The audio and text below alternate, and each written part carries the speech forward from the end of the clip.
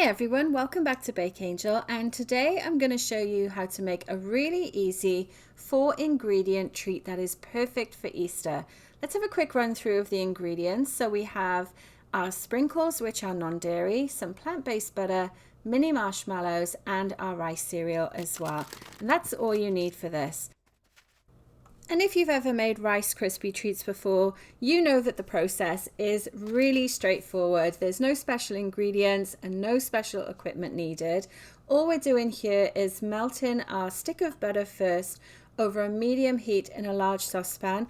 And you do want to make sure that your saucepan is going to be big enough to add the rice cereal into it later on in this recipe as well.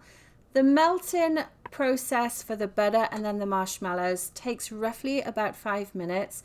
And what you'll notice is that I'm using a wooden spoon here because I want to start stirring things just to help everything melt a little bit faster.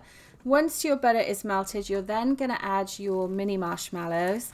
And a top tip that I kind of figured out over the years from making these treats is that if I buy a 400-gram bag of marshmallows and I use 3/4 of them at this stage, then I can add the rest of them later on, and it actually makes the Rice Krispie Treats much gooier and just all round a better marshmallow flavor. Now you'll notice obviously this is sped up quite a bit, but again it takes 5 minutes for this process, and I'm constantly stirring those marshmallows because they will stick to the bottom of the pan otherwise and burn, which means you've got a wasted batch and you'd have to start again. Anyway, that didn't happen here because I learned from my mistakes of that in the past, and now I've taken the saucepan off the heat and it's the simple process of adding in the rest of our ingredients. So first of all, I'm gently stirring in our rice cereal. Now you can use the brand name ones or you can use the store brand ones as well. It really doesn't matter here at all because they're fully coated in marshmallows, so the cereal makes no difference. If you're gluten-free though, you just want to make sure you're picking up the right gluten-free cereal for this as well, because the main branded version does actually include gluten. Next, we're going to add in our Easter sprinkles, which is just 2 varieties that I bought from a local store. And then you're going to stir those in gently with your wooden spoon. You can use a spatula for this as well if you want to. And finally, we're going to fold in that last 100 grams of our marshmallows. And again, I like to do this here because it just keeps some of those marshmallows whole in the Rice Krispie Treat, which makes it really nice and gives a great texture when you cut into it as well. And the kids really like it when I do this. Now it's time to actually assemble the Rice Krispie Treat slab, and all you need for this is a 9 by 13 inch dish. I'm using a glass one. You could use a baking pan if you have one of those.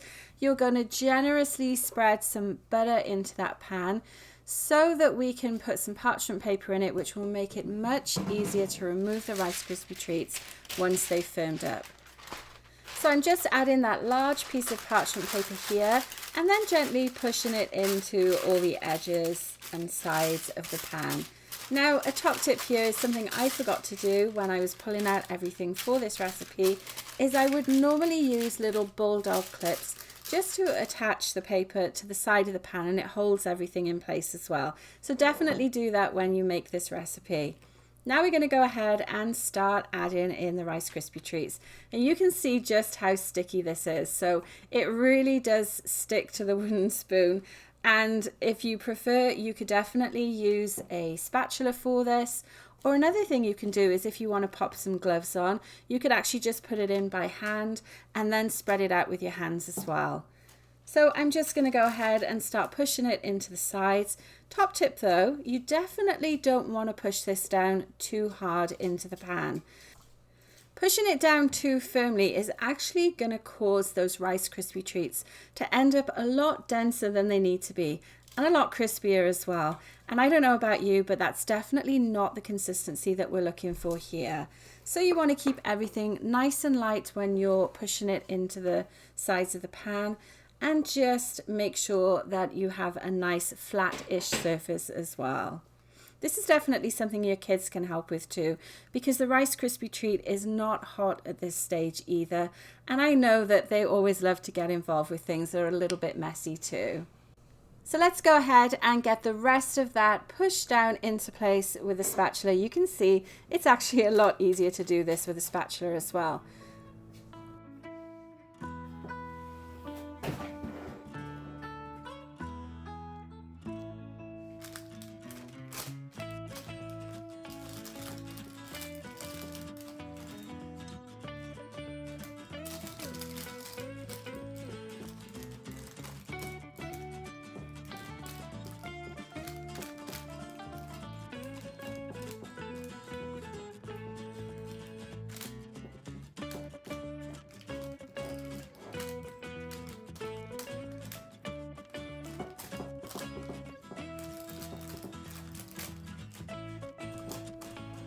And that looks pretty good to me. So the last thing we need to do now is leave it at room temperature to firm up. Now, depending on the humidity in your kitchen, that could take anywhere from 30 minutes to a couple of hours. Definitely don't put it in the fridge to do it though, because it does mess up the consistency a little bit. You can see that I had some plastic wrap on it, so I've just taken that off, and then nice and easily I lifted that parchment paper out of my pan onto a cutting board so we can go ahead and get this Rice Krispie Treat slab cut up into pieces. So you're just going to pull the slab away lightly from the parchment paper just to loosen it off a little bit. That will help when we cut it as well. And then you're going to use just a straight edge knife and cut it roughly. Now, I was able to get 24 squares from this. I completely eyeballed them. If you wanted to get really technical, you could get a ruler out and measure them so they're all the same size. But honestly, I made this for my husband and my kids, and the size of the squares doesn't really matter. You can see when I cut that how great it is to see those pieces of marshmallow in it as well. And honestly, it really does make such a big difference to the overall consistency of the Rice Krispie Treats. So I'm just going to carry on and get the rest of it cut up, but I thought I'd share a couple of extra tips with you as well for this recipe. So when I've made these before, people have often asked, can I make these in the microwave? And yes, you absolutely can. You want to make sure you put your butter and your marshmallows in a microwave safe bowl and keep checking it at 30-second intervals, because it will actually melt a lot faster and there's more of a tendency for them to burn as well. Make sure you stir it really well at each 30-second interval too, and bring it out just before it's fully melted, because the heat from that bowl will continue to melt them once you bring them out and stir them. Another thing that's really nice to do with this recipe, if you're looking for something different for a scavenger hunt this Easter, why not pop a couple of the squares in little gift bags and use them instead of chocolate eggs for your allergy-friendly scavenger hunt? I know that's definitely something that we're thinking of doing this Easter. If you'd like to read the full recipe post for this and a few more of the tips and tricks for this recipe, make sure you check that out on bakeangel.com. You can also find the full link in the description below. And I really hope that you've enjoyed watching this quick Easter no-bake tutorial. Thank you so much for being here. Make sure you subscribe to my channel, and as always, have fun and enjoy these treats. Thanks for watching.